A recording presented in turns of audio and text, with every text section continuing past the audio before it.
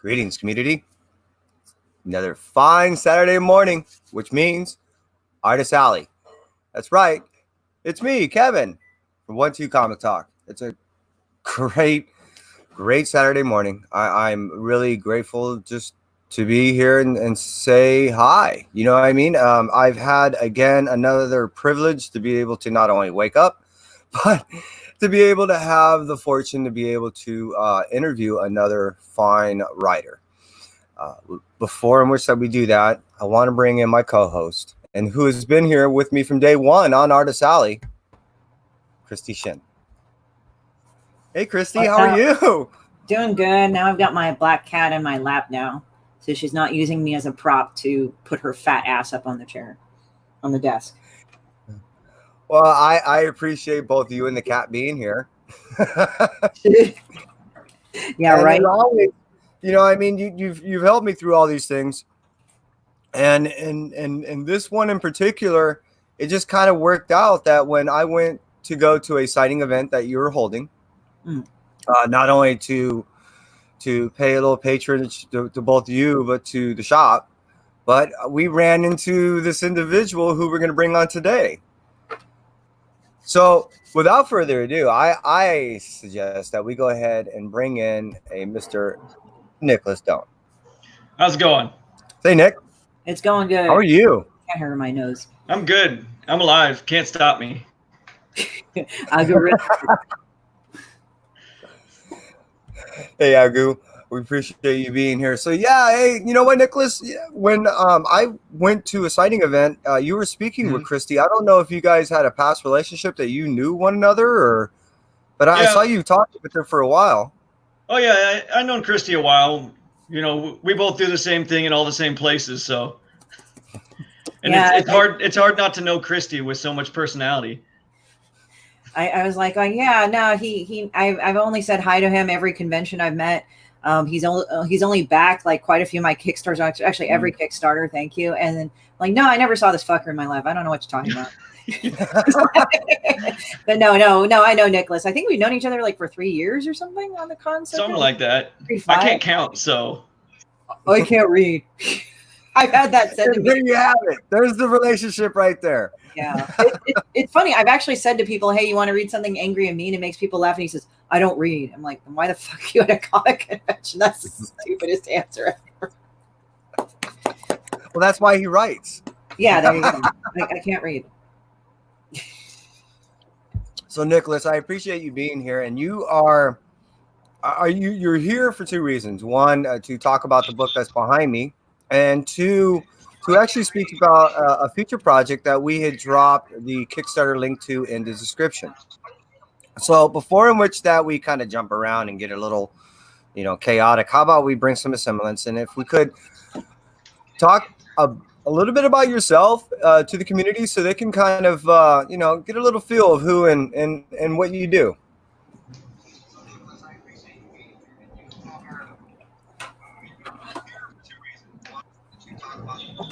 So Nicholas, a little bio, maybe? Do you have a bio? Sorry, I'm getting a weird issue here. I'm hearing all the things that you said 2 minutes ago. Oh, right. So you have a little delay. Gotcha. I understand.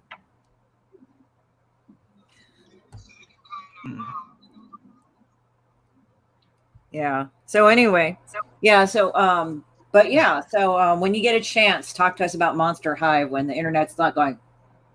Yeah. All right. Well, anyway, I'm going to talk over this. It's weird. So Monster Elementary is my series about 5 monster kids. They go to all monster private school and they love it. It's a perfect school for them. But it gets shut down by the FBI. So now they have to go to a human public school. And they have all sorts of like crazy, weird adventures just trying to figure out how to exist in a world they don't belong in. Now, as far as what got you into writing? What made you decide to go ahead and become a writer? And in that, what made you decide to go ahead and write all ages style book? Sorry, can I drop out of this and re-log in? Because this is weird. It's Monster High. What can we say? Yeah. Yes. I will show you my cat's butthole. Just kidding. Okay. The little skull hole? She has a skull butthole. And That's right. My stomach as a fucking like prop. Anyway, but yeah, so we were talking and you ran into me speaking. Yeah, so there you go, right? So we were speaking and you got to meet Nicholas, and that was really awesome. And it was weird because like I think I gave you a monster book for like that giveaway too, as well as we were going talking about Monster High. Hold on. Yes. He turned off YouTube? No, Agu. What happened was that like his internet was fucking up, so he's gonna try to beat it a couple of times and make him do its bidding, and then he'll come back. And this is the book that you had threw at me. Now, I was trying to figure out how I'm gonna ship this thing because it's not it's a 9x12 should be fine. My books are so like this. The reason why I get the printer that I get is that you could fucking abuse the shit out of that book and it will still be good. Oh, I like that. I mean, just do a 9x12 like envelope. It'll be fine. And like the thing is that the cover, like it will actually discolor after so many touches, but it takes a long time for it to do. Hey, Nicholas, can you hear us now? Oh yeah. It's me and technology. Anytime I touch a computer, it does something wrong. You need to beat it. That's how it respects me. Yeah. He's just like there has been many a computer that almost found its way through a window. I'm the same. I swear to God, I am so the same. So all right, I swear to God, we can do this again. So all right, Nicholas. I'm back. I'm ready. The community that may not know a little bit about you, could you give the community a little bio just about you, and then we'll touch on the book. I promise. Yeah. So, I mean, I came into writing as an actor. I studied acting. I thought I was going to be an actor, and as an actor, I started studying playwriting. So theater was where I started writing. You know, produced some plays in college. Did a short play as part of the first Hollywood Fringe Festival. But, you know, being a big old nerd, I wanted to write comic books too. So I started doing that. My first published work was a web comic from DC Comics with their Zuda imprint that was called Pray for Death. And then I wrote a couple of children's books for a company called Fat Rabbit Farm. And then the thing that I really wanted to do was Monster Elementary, and I got that out there. I got that happening. Now, in that process of you developing not only your style of writing and where you decided that you wanted to write, I noticed that you have a partner that I didn't notice before, which is your wife, Gwendolyn. You mind that we talk a little bit about her and her influence on where you decided to write and how you decided to write? Yeah, absolutely. She and I actually are separated now, but we have a wonderful relationship. We're still very good friends. She's still the editor on Monster Elementary because the fact of the matter is she's amazing. She's a wonderful editor. And one of the nice things about having someone that you're so close with as your editor is that they're not afraid to challenge you. And she's the person that never pulls her punches and always tells me exactly what I need to hear. No matter how frustrating it is, she's usually almost always right. So this has been a development that you've been going. I would say that I've been seeing around for a good 3 years. Mm-hmm. That you've been working with Gwendolyn on these projects. Yeah. So we published the first Monster Elementary book in 2014, actually. Oh. Yeah, we self-published it with a Kickstarter, and then after a little while, we actually found a publisher that was interested in publishing it. So they reprinted it, and they published the first edition of the second book.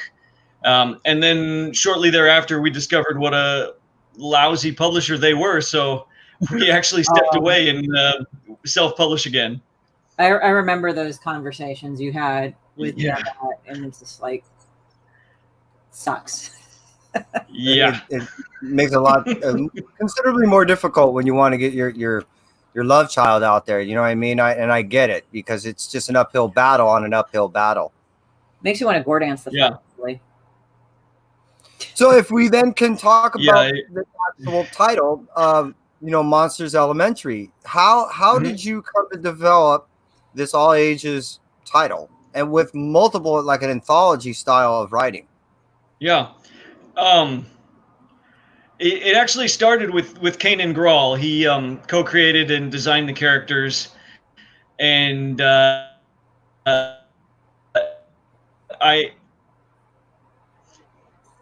so he was another Zuda creator, and I had this plan in my mind that We might be losing them. I would be the first ever Zuda creator to have 2 series on the website.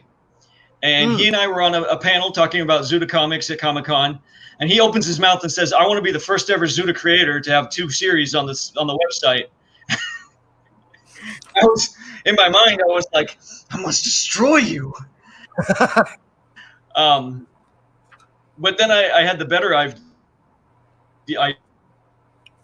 of, why don't we team up? And Monster idea of, hey, do you want to do something together? And then wanting to come up with like the perfect idea for him to illustrate. Yeah, it also, like, it came out of, a love of the Universal monsters. There's my love of Charles Schultz and the Peanuts characters is a little bit in the DNA there. And the Tiny Titans and Invader Zim were also, taking established characters and as all ages property. Well, it must have actually worked as a formula because if I'm correct, this is what got you to the, what is that, a 2017 Best Awards for independent graphic novels for humor? Yeah, we actually won 2 of the IPPY Awards. The first book won in 2015, and the second book won in 2017.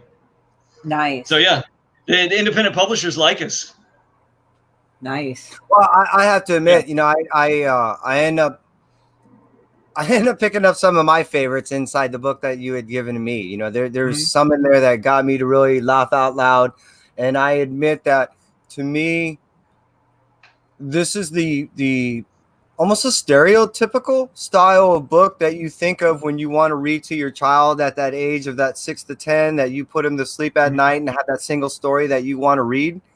To me, this is that book that you can read to your child, and then after you've read it, they want to in turn now read it because they know the story, and it's that type of book. I found myself kind of going and almost nostalgically drifting off to that yesteryear of my kids.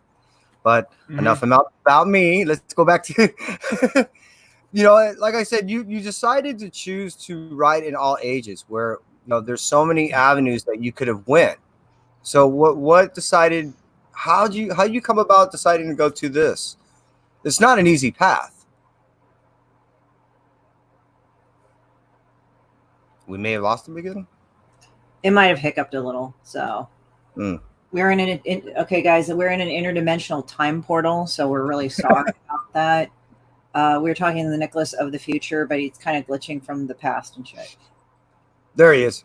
Okay. Am I here? Are we right? Yeah. You're good now. No. It's just hiccuping on your end. Okay, good.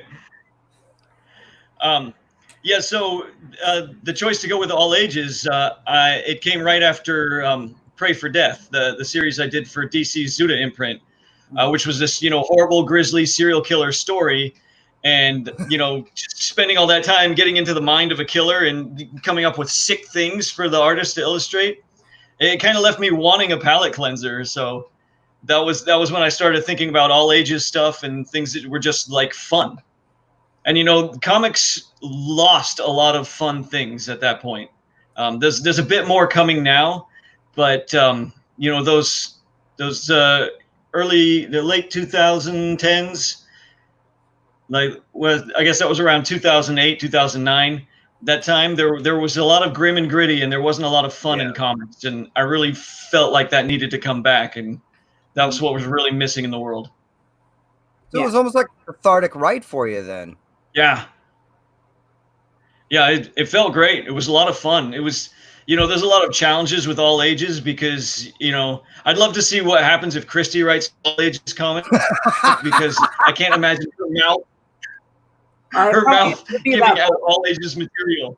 Oh, it would probably be about But boogers and little girls doing bad things to people. I don't know. But like that's to me, that's the big challenge of all ages is, you know, orienting your brain so that you're not always constantly swearing and, you know, talking about, you know, demon bitches. But Well, and for I me agree. at that time, it was really natural because I really needed that palate cleanser. I mean, I personally couldn't imagine trying to regress myself to be able to write from a point of view of a child. You know, I mean, I would find great difficulty, and it's not to be to go off in some sick place, but I think it would be considerably easier for me to write blood and gore.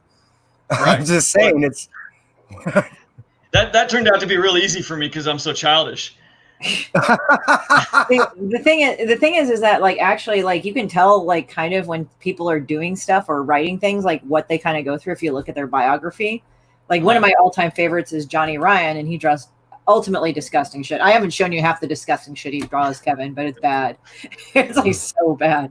I should send it to you guys. But anyway, so one of the things that like I guess he got divorced. He has a kid, like a young kid, young daughter, and he like finished the 6th book of Prison Pit. So his stuff's always fucked up and raw. But this is the one where like you could tell this was the divorce one.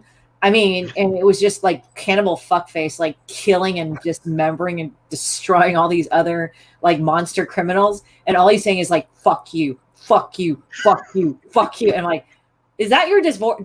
Are these 2 pages your divorce panel? That's awesome. that's right. I mean, I've never been divorced, but like I've gone through breakups that sucked. So it's like, yeah, that's about it. You know, you're just angry and nihilistic. But I think it's like, it's weird because it's like, I think when you go through periods of your life, you know, you're either really happy and then you draw really happy things or really gory things because you just want to get it out. But then there's also times where you draw like inevitably very cute things when your life is horrible. So it's like, it sort of has its own. What I'm also noticing is that when I speak to both of you are great examples where it seems like it's almost an exercise, you know, that you're going through. You have to write one thing or write another, or in the case of you, Christy, I've noticed that, you know, you've been, I guess, exercising some of your own, you know, artistic skills of writing or of drawing different stuff. And I notice that what that will do is not only exercise the writing mind or the drawing mind and hand, but it's a challenge that if you don't meet, you get in these comfort places that you find that you've reduced yourself to these little corners that you're writing from. So what I'm getting at is what you end up writing behind me is a series of 10 stories, and there is underlining, how should I say, you know, a theme there. But at the same point, you are definitely jumping off to different flavors and different stories, different banters, different, you know, I mean, totally different places and settings. So how is it that you have these underlining things, but you're able to carry it off and go to these different places? I mean, that's the thing that I really love about doing an anthology style is that you can do all kinds of just weird different things. And, you know, I got to work with all these different artists that are all wonderful and amazing. But then, you know, writing it, and I mostly write it chronologically. Sometimes I switch to order of the stories a little bit, but for the most part, like I'm writing it in order, so I know where it's going. I have an idea, you know, where the characters are moving and what's going to happen for them. So there's always the idea of an arc, even though that there's, you know, so much. They're like side quests, really. It's you get to move away from the main idea of the thrust of the graphic novel. Mm-hmm.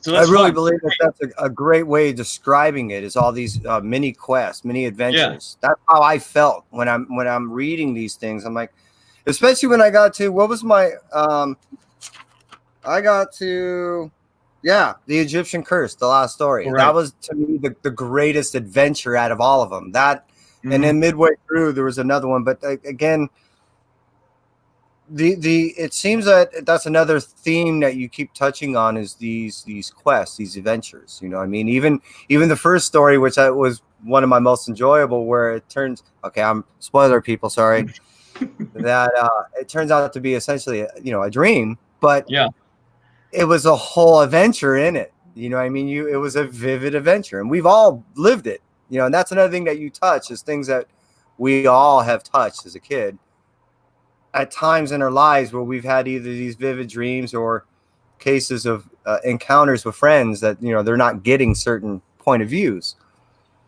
So what I'm getting at is how in this did you find the roster of artists? Because this is a huge pool. And then how do you choose who's doing what story? You know, so that was the second book I did in the series. Most of those artists worked on the first book, and it was kind of, you know, when I first had the idea, like originally Kanan Grawl was going to do all of the art, and things didn't work out in the end, and he had to move on. He actually didn't do any of the art in the second book, but when I knew that he wasn't going to be able to finish the book, I started thinking about all of the people I've met in the 5-6 years I've been making comics at that point. And I had a lot of really good friends.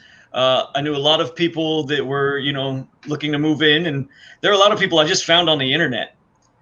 That Nightmare story was illustrated by primarily Daniela Serra, and then the part when he wakes up was done by Bobby Timoney. Daniela Serra was my collaborator when I worked at Zuda Comics with Pray for Death. And Bobby Timoney is a friend I made that had another series at Zuda Comics. So I did, a lot of the people that worked on the book came from Zuda, and the friendships I made there with my first published work. And then a lot of people I met throughout the years, and just people I saw on the internet that I liked. So it was a kind of years of collecting cool people. That's awesome, because now you got this killer roster of individuals, depending on how you want to express the story, that you could sit there and pick and choose from. Yeah. You know, I mean, that's an awesome option. Yeah. And then, you know, some other artists brought along their friends, which was cool. And Pat Moss did a story in that book, and he was a friend of Bobby Timoney's. And Bobby introduced me to him and said, hey, you know, he might be good for Monster Elementary story. And then we also used Jimena Sanchez for the Christmas story in that book. And she actually was a friend of a friend of a friend. We were introduced to this other artist, and we were like, hey, we want to work with you. And she was like, great, here's my rates. And we were like, well, great, we can't afford you. And she was like, wait, you're my friend Jimena.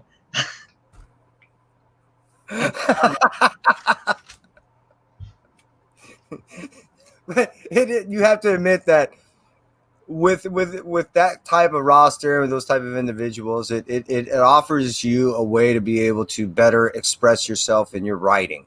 You know, you can then give it to the hands that you feel that the story best attaches itself to, artistically speaking. Because again, that's the other thing that I found is some of the adventures really were brought out. Well, again, touching on the first story, you can see the difference in the art, and you can see how it reflects from the dream state to the vivid state to how he's reacting.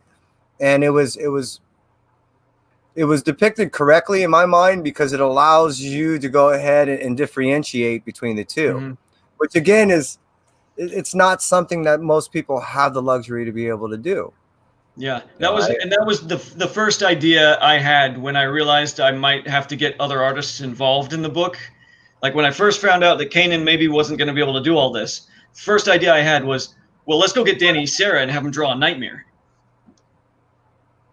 And that's where that came from. And so I've done 2 of those stories. There was one in the first book as well. So I hope to every book I'll do, I'll have a Nightmare story like that for Danny Serra. I like that. Yeah, you got a theme going on. Please, Christy. I was just asking, like, is there any particular story in Monster Elementary that like reminded you of a kid, like that you wrote when you were a kid? I don't know. That's a good question. I didn't really ever think of myself as a writer as a kid. I early on I thought I was going to be an actor, so I was always playing out roles and doing other things. So, you know, actually probably then Rags, the mummy, because he has a whole identity crisis and is always trying on different identities and trying to be someone different. That probably speaks a lot to my childhood. So he kind of has this dead inside look like. He's drawn on a little smile on his face, and he's always looking for different personalities. He's kind of the actor of them all. Oh, okay. Yeah. And it's kind of easier because he's masked, like, because he just has his wrap around his head. Nobody knows who he is on the inside, so he's got to find a new way to express himself outwardly. That's actually kind of meta for a kid's book. Yeah.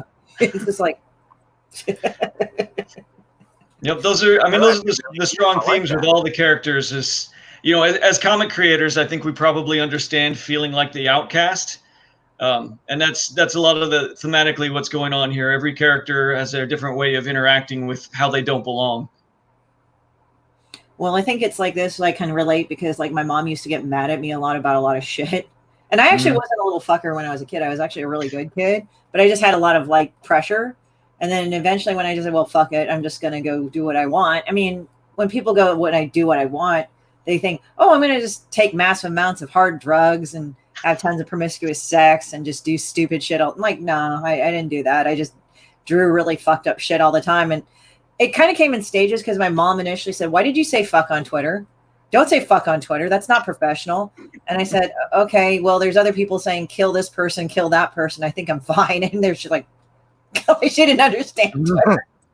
And then, so she kind of would nag me about my professional thing. This is before I went to artist full time. Then I just said, you know what, I'll just be an artist. Fuck it. That's just what I seem to be happiest at. And that's what works out for me.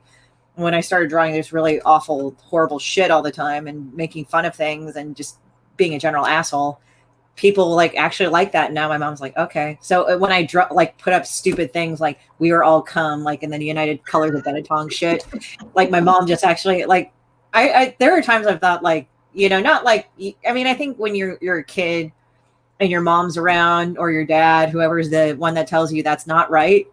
And I kind of thought to myself, like, when is my mom going to get really mad about certain things? But she actually liked that picture. So I'm like, oh, wow. I mean, there are times like she's occasionally said, like she used to say to me, you should draw Hello Kitty. I'm like, no. You'd make a lot of money. I'm like, no. I don't want to do that. I don't hate Hello Kitty. I just don't want to fucking draw cute shit all the time.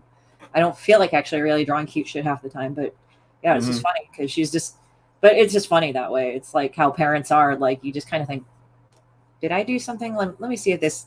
It's like kind of like as Johnny Ryan once said, like, kind of even he goes like, I don't know if I should have drawn that. And then it turns out he should have in the first place. So. Now you were speaking about the characters that Rags that you kind of, how should I say, slightly identify with, I guess. Could you tell us about the other characters, Gilda and Francesco and Desmundo? Am I Desmodus? Desmodus, yes. Yeah. Desmodus, we call him Des. He's the vampire of the group, and he's the one that actually like really loves being a monster and doesn't care that he doesn't fit in with all the stupid humans. So there's like 6 main characters, right? Yeah, so Des the vampire, and then Lucas the werewolf. He's Des's best friend, and he's the one that actually fits in the easiest because he looks most human. Right. But so he's a little bit, torn between the two worlds. Rags I talked about. Gilda is the lagoon monster, and she's just kind of like a little id creature. She does whatever she wants, and she's just happy and doesn't really pay attention to the world around her. And she's so much fun to write. And then Francesca is the Frankenstein monster, and she's the one that wants to be human the most. She's made of so many different human parts, and despite being built out of human, she doesn't really fit in. She doesn't belong. The other kids don't want her to play with them because she's weird and brutal and destroys her dollies. So she's the most tragic character, I think, in my feeling in the book. And then there's also Vanessa L. Singh. She's the child at the elementary school that kind of sees herself as a little monster hunter. So these new students come to school, and she's like, these are monsters, and nobody else believes her. They're like, you're stupid. So she's like a little conspiracy theorist now that's trying to prove these are monsters, and trying to protect the school from these monsters that are now educated alongside them. And then you have Rags, as you mentioned, and then and Lucas. Yeah, and Lucas. Yes, I was going to ask. Yeah. And who's Lucas? So he's the werewolf, and the fun thing I like to get to do with him is I always kind of think of werewolfism as a metaphor for alcoholism, because you know, night comes, suddenly you're transformed into some wild beast, and then you wake up somewhere in the gutter without any clothes on. I like. Because this is an all ages story, I gave him a juice box addiction. He discovers juice boxes very early on, and this is something he has to have more of. He needs it. And so there's a fun story in the first book where he's, you know, running through stealing juice boxes from other kids and getting a little out of control with that. Is it like a metaphor for heroin or alcohol, you think? Well, it could easily be both, honestly. I think of alcoholism because it's much more prevalent. I've met a lot more alcoholics than heroin addicts. That's true. I hope. Well, Yeah, no doubt. Apparently, since I moved to LA, it's not only alcoholics, but like fucking coke addicts. Like, it's really funny. Like, I'll go to like a party, right? And then I guess like, you know, at a party that they really trust you because they say, you know, we're vegan. We want to live a healthier life. You're like, I'm cool with that, whatever diet they want to follow, or keto. Like, that's cool. That's awesome. They said, yeah, we're going to do some coke in the back. You want to come with us? I'm like, what?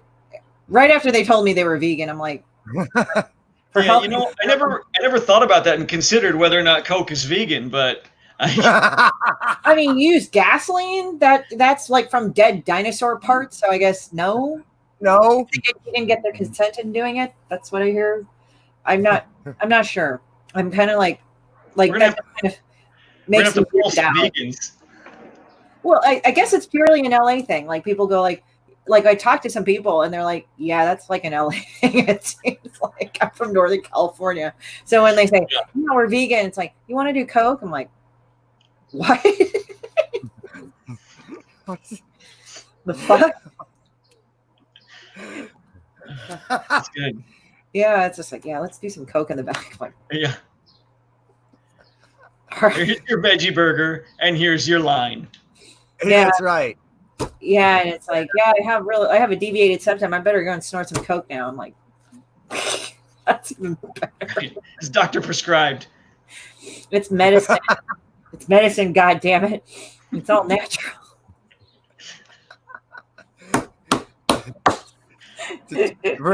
I swear we're coming back. So this is how we're coming back. we spoke about. See, this is why I can sit and talk to Christy for a long time. These weird allegories about shit that somehow makes sense. And this girl, Linda King says, yeah, such an LA thing. It's like, yeah, it is. It actually kind of is. You know? Yeah, it's like, I work out, I do all these diets, I like eat right and everything, and I'm going to do Coke now. Or meth, or whatever. And I'm like, Nick. How's it going? He's the 1-2 of the Comic Talk. Nice. I'm good. So again, back to your stories. What I wanted to point out is the characters in which that you decided to use were the classical monsters. So I'm leaning towards that you have a love for the classical monsters. I definitely do. In fact, I also co-host a podcast called Monsters on a Chalkboard.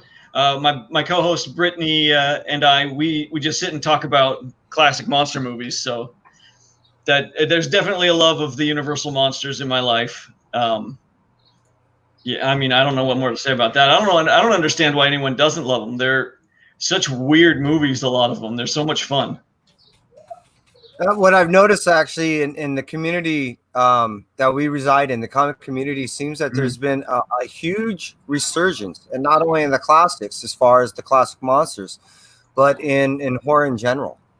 You know, it seems that more indies are going back to that. I remember, you know, back in the late 80s of like Dark Horse and stuff like that.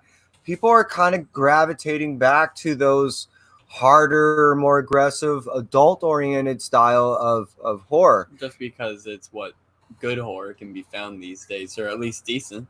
And I agree. Because what comes out these days is not to a lot of people's taste. I agree with that. Now, all that comes from the core of the original monster-style stuff, which, again, to throw a twist back in it and bring it back around, what you've done is you've taken a love of yours that is an original monster style. You've tweaked it. You regress to go back as a child and maintain the love that you have, but in a considerably less horror and gore fashion. Yeah. And then the writing style is so playful that it's inviting for all, like you mentioned, and as it states, all ages. Mm-hmm. So I want to commend you on actually, to me, achieving a goal that few are able to do. I'm a lover of all ages. There's other individuals I've of here on this show, and do you know a book called Kanto? No. So, it's a good one. Oh yes, and that is in all ages, and if you know of it, it's definitely one that is adult, but also very, very kid. Yeah, like it's very open. So we appreciate things like this. So, I guess what I'm getting at is to the community, this is one that I definitely recommend. Not obviously just because you're on here, but one, because you've been able to properly convey an obvious love for the characters that you cherish, to be able to write from a perspective that everyone can appreciate. Mm-hmm. And I'm grateful to have you on here and to be able to share this. Not only present project, but I would kind of like, if we could, talk about your future projects, if you would. Yeah, of course.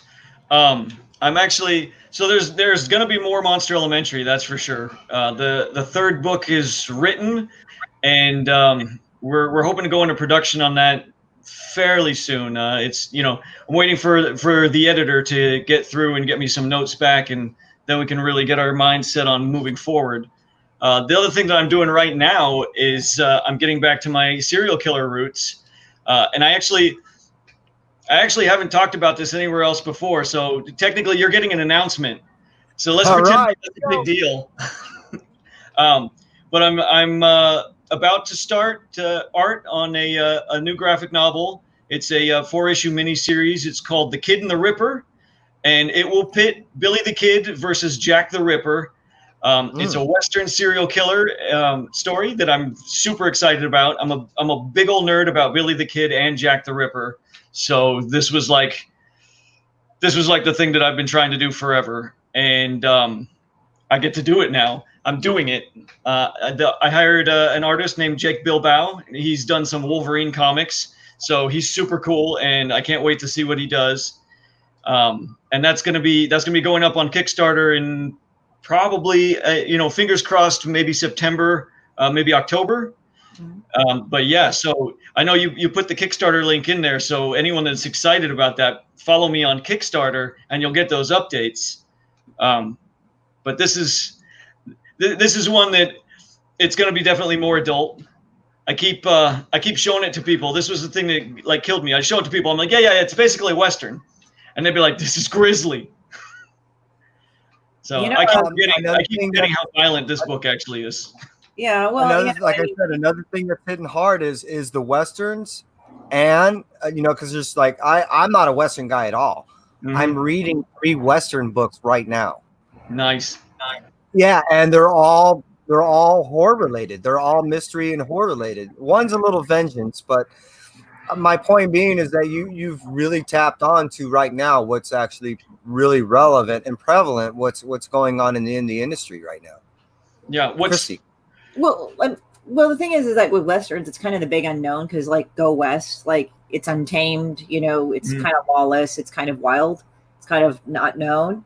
And what's kind of interesting is a lot of people go Westerns don't mix, and they say, oh yeah, it's it's grisly, it's grisly, it's that's not really Western. I said, oh yeah, motherfuckers get shot up with bullets. When you look at the Civil War, how the new war machine made people fall apart, the amputations, and on top of that, the bounty hunters, the Bowie knife was used.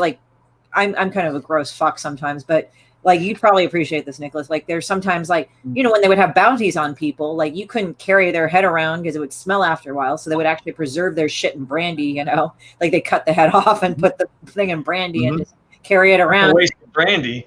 Yeah, brandy, some sort of strong spirit or alcohol, and they use a Bowie knife to decapitate people and shit. So it's I know sure I that's where haven't decapitated anybody. Let's say this on record, but no, but like the Bowie knife was used as like a huntsman outdoors knife, but it was used to decapitate people, like by bounty hunters. Like you wanted to bring the head back to show, hey, I killed this fucker, so here you go. You know, you don't want to drag around a dead, rotting corpse all day. Yeah. No, that's a lot of work. Yeah. I like that too. Those wolves are heavy. Oh yeah, yeah, just like whole corpses. I mean, they would do that in ships too. They like if you died on a ship and you were somebody important, they just stuff your body in a brandy barrel and like take you home. You're like, great. I mean, like, yeah, it's the gross shit that I read about everything and that people do. So it's like, you know, I'm not surprised that Western fits with horror. You know, the roasted sounds great. And here's the great thing about Westerns is, you know, there's a very standard Western plot structure. You know, there are some Westerns that deviate, but essentially a Western is, you know, a gunslinger wanders into a town, discovers that the town is being oppressed by some kind of awful person or force, and fixes it for him, and then, you know, wanders off into the sunset. So you can reimagine a Western with any sort of different oppressive force. In this case, it's a serial killer, and I don't think I've seen a Western before that dealt with a serial killer. But you know, here you go. It's you go back and look at like every Western, almost every single one. It's that simple. You know, Clint Eastwood almost literally always starts the film by strolling into town and just encountering someone being awful. Right. Yeah, that's kind of like Yojimbo too. Like Yojimbo, even though it's like a samurai epic, it's like it's considered a Western because of how the formula is. Like he walks in town, he sees a dog coming out with a severed human hand. He's like, all right, you know, and he walks in. And then like at the end, he like, I'm not going to ruin it because it's a good movie, but it has its pacing, and he just fucking destroys all of them and just walks away like that. Yes, samurai films and Westerns have a lot in common. They have a lot in the same DNA. Yeah, like they do. Him and I think Richard Bronson, Toshiro Mifune and Richard Bronson, he kind of replayed his same character, Toshiro Mifune. He actually did a Yojimbo type character for Red Sun, and he and like Bronson, Bronson was like the Western dude and everything, not knowing the Asian world and everything. But apparently it was really good. But it's called Red Sun. It's hard to find, but it's worth watching it. Yeah. SOSUN, Red Sun. On this new project that you're working on, is it going to be just a trade paperback style, or are you going to go ARC, or how's the format? So I'm not 100% decided yet. It actually kind of depends on how well the Kickstarter does, but I may do it as 4 single issues, or I might just go straight for the trade. But we'll see. We'll see how that plays out. It's written and designed to be 4 single issues. It's a single story, so it'll be done after four issues. Can we vote? Yeah, vote, please. How you want to see it?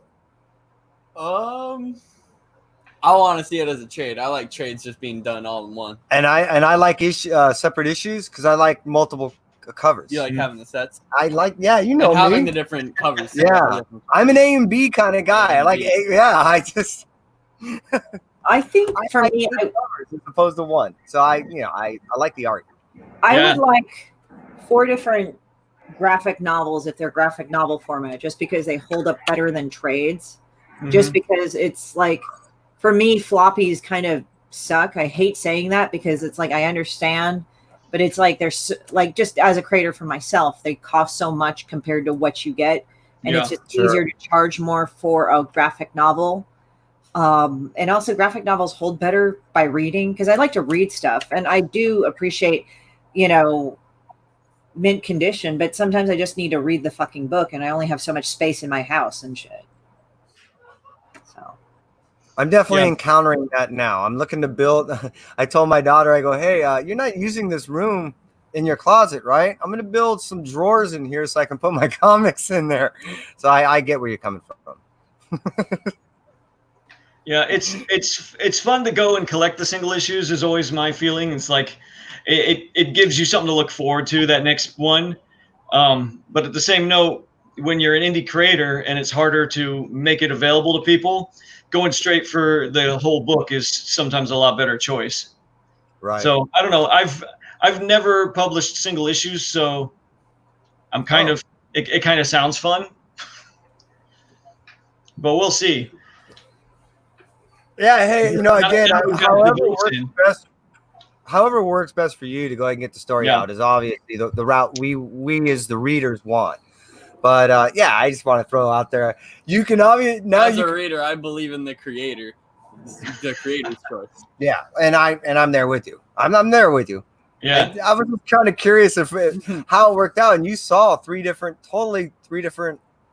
flavors right there, and the three different people that are on here. So that's right. I don't know. It's always best to kind of make it available for however people want to read it. So I don't know. That's I don't read digitally. I don't like comics on a tablet or on a computer screen, but I make it available because a lot of people do. Right. And that it makes perfect sense. Somebody wants to read a download. Why would you say no to them? So anything that's financially feasible and you can get it out to them that way, I don't know why you wouldn't. Yeah, that's true. Yeah. Yeah, I mean, I have like digital copies of Demon Bitch up on there. I haven't done it for the third one yet, but I don't know why. I mean, I guess it's like, as Richard Fairgray once said, like, if I run out of toilet paper, I got your book. I'm like, that's cool. I love it how, like, when people like say stuff and it, like, if you put it apart, it's insulting, but it's like in the spirit of Demon Bitch, it's actually a compliment. Yeah, you got to put that quote on the back cover. Oh yeah, toilet paper. This is the book. It definitely get Richard, full credit for it too. The sexy fucking thing of Demon Bitch cover. I should ask more people to do that shit. That's like so fun. And he volunteered. He was really nice about it.